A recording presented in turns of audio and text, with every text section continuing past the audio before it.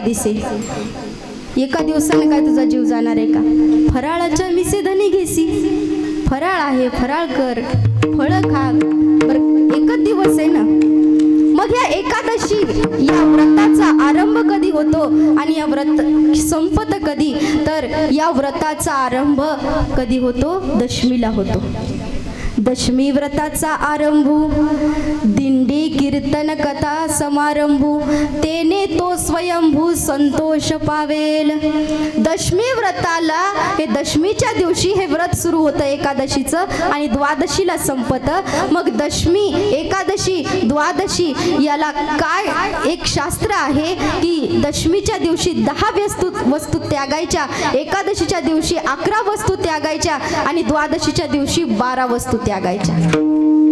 आता ते नियमान वचमे व्रत ह्यस्मिन् दिनत्रय कौस्यम मासम मसुरानम चनकाम कुद्रवाम तथा शाकम मधुपरानं च पुनर्भोजनम मैथुने दशम्याम दशवस्तूनि वर्जयेत वैष्णव सदा. दशमीला 10 वस्तूचा त्याग आहे. कोणता? आता ते नियमान वचमे व्रत ह्यस्मिन् दिनत्रय, 3 दिवसाची ही एकादशी आहे.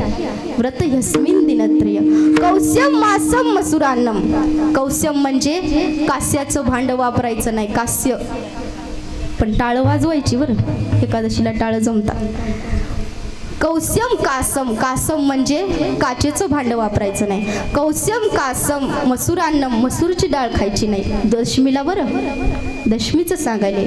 आता ते नियमान वचमे व्रत ह्यस्मिन् दिनत्रय कौस्यम मासम मसुरान्नम चनकाम कुद्रवाम सदा.